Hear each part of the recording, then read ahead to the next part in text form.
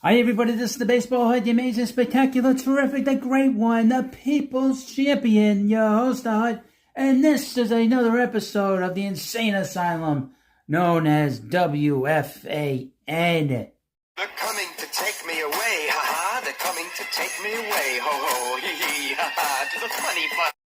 Now welcome back to the Baseball Hut, and if you didn't know this already, we chronicle the insanity and the residents that work at WFAN constantly. This is the third episode on the big channel, the Baseball Hut. I have a whole playlist on the Baseball Hut 2, but I decided to bring it here, consolidate all the Mets content you could possibly get here. Now, if you're coming for the first time, you hit that subscribe button. If you don't like the way WFAN has talked about the Mets for 35 years, smash that subscribe button, because I know that you don't like them.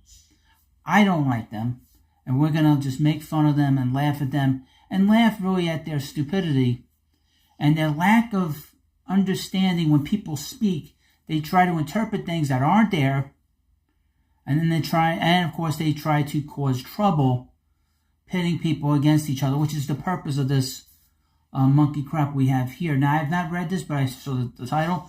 Odyssey and WFAN do not like your host, because I'm very critical, and I'm funny, and I'm mean, all at the same time. I talk to them like I'm used to talk to them, but back then they couldn't do anything about it. They really can't do anything about it this time either.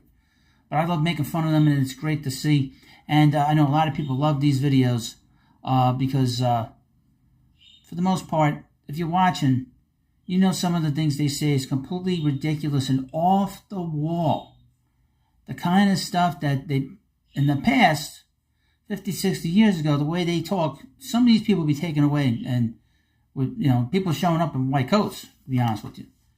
But we're going to talk about the New York Mets. The New York Mets, as always, are our favorite team. They're America's team because everybody's so invested. Everybody's so invested in what they do, what they don't do, especially when the Mets lose. All these so-called haters, but they love the Mets just as much as we love the Mets. And we have two guys in the morning at WFAN who are supposed Met fans. All they do about is criticize the club. All they do is complain. Greg Giannotti, who's half the host, half of the team of that's in the morning with Boomer and Gio, he called the Met players before the season a bunch of schmucks. What a great way to describe people, isn't it? Oh, so heartwarming. Then we have Boomer Esiason, who 2 years ago threatened the owner of the Mets because he wanted to know what Steve Cohen was doing with his business. But we know Boomer, he's done this before. He's constantly threatening people in the morning, pretending like he's 20 years old. He's a 60-something-year-old boomer. Norman is a boomer now. He may be called Boomer, but now he is a boomer. Completely irrelevant. And he was so irrelevant, the NFL at CBS got rid of him. Got rid of him and that other dope, Phil Simms. Although I will mention this, Phil Simms was a Giant. But as a broadcaster, he wouldn't say the Redskins. You know? What a weirdo. But they're all weird. They're all liberal. But I think some of that's being pushed away. But anyway, be that as it may, they like to make up things about the Mets. A couple of things you need to know about Boomer and Gio. They have a very close relationship with Barstool Sports. And, of course, they prop up the grifter, also known as Frank Fleming, who was a PSY. When you confront him, he backs down. He's a tough guy. He said that Carlos Mendoza was going to be the worst manager in Major League history. He said he was going to lose 110 games each of the next 3 years. But then about a month ago, he met Mendoza and basically kissed his ass and got his autograph in Chicago. So they like propping up that clown, that 500-pound clown, who, by the way, when the team loses anything that, in a situation where the Mets lose or one of his teams loses, he rolls around like a pig in slop. This is the guy they prop up, and they love him because they all want to get us upset as Met fans. But now, and I mentioned this many times before, Greg Giannotti likes to pretend he can know what's going on in the minds of other people. He pretends, and of course Boomer goes along with it. Boomer will go along with it as long as Greg doesn't turn on him. Last year, Greg had a meltdown on the radio because some caller goofed on him, and Boomer got so aggravated with the way Greg was acting, he walked up out of the studio. So he's seen too many of these meltdowns. He doesn't want to be on the receiving end of it, as you know. Greg's got a lot of problems, and he's said that on the air. I'm not saying this to defame the man, but he has said that himself. Headline from Odyssey.com. Boomer and Gio could David Stearns and Steve Cohen be split on Mets deadline strategy? With the trade deadline approaching, Norman and Gregory wonder if the Mets front office is split on how to handle the current state of the team as the Mets continue to climb above 500 and further into a wild card spot. Wasn't this interesting? They've been complaining for months that the Mets should trade Pete Alonso, Edwin Diaz, Luis Severino, Sean Manaea, Brandon Nimmo. Brandon Nimmo, by the way, called by Brandon Tierney, fake hustle guy. Been one of the best players in baseball for the last month and a half. And, of course, fire the manager. And, of course, Greg Giannotti, by the way, after 4 days of Dave Stearns running the team, he said that he should be fired. Based off of what? I don't know. Both Greg and Norman wonder if Dave Stearns would prefer to be building for a more sustainable run of contention in the future, and if the team's hot streak is complicating his plans. Quote, David Stearns is look how he write this. David Stearns is a loner. He is a guy who's basically detached, Boomer said. He watches from afar. He's not a very engaging guy. He's more of an analytical guy. One of the reasons the Brewers were so successful under his tutelage is because he was ruthless. He's a loner? Made him sound like he's crazy.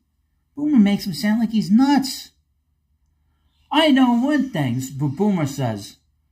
From the people I have talked to who work with him, he's not a guy who's going to mortgage the future of the franchise. I just don't see him turning around and trading any of these highly rated prospects to get a top relief pitcher. It's just not going to happen. Well, what highly rated prospects are they going to get a top relief pitcher? Mets don't need a top relief pitcher. They need some better relievers. A top relief pitcher where you trade top prospects is Edwin Diaz. You're going to trade a top prospect for Aroldis Chapman? You're going to have to give up a top prospect for Carlos Estevez? No. Carlos Estevez is going to get a mid-range pitcher, prospect. Because basically for one reason. He's been a lousy reliever in Colorado. But he's been pretty good the last 3 or 4 months. You don't have to give a top prospect. Again, these guys don't know what they're talking about. According to Mike Puma of the New York Post, Cohen wants to see this version of the Mets achieve autumn glory, which could sway his deadline desires. Perhaps the two might disagree, but regardless, Norman and Greg agree that the team's recent stretch means that, at the very least, there won't be any notable subtractions like there were last summer.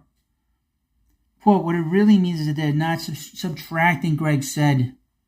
They're not trading Pete Alonso at the deadline unless they go on some horrible loser streak out of the break, which we don't expect. Wait a minute, folks. Wait a minute. These guys said the Mets were going to be bad all year. That's what they expected. This is what they wanted. The reason they want this is very simple. Is so that their ratings will go through the roof. Because they know that all the anti-Met fans and all the Yankee scum fans love it when WFAN attacks the Mets constantly. This is what their mantra is there. And I've said this many times.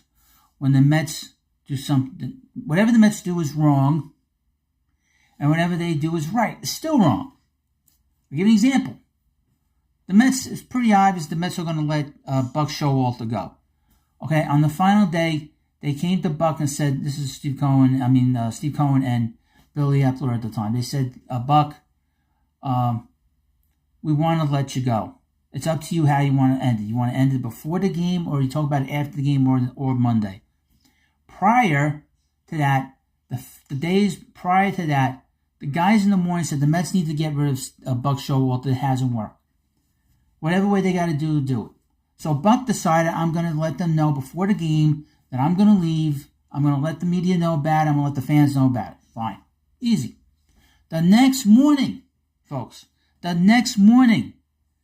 Boomer and Greg both came on the air and denounced Steve Cohen, attacked Billy Epler, and made Buck Showalter into a victim.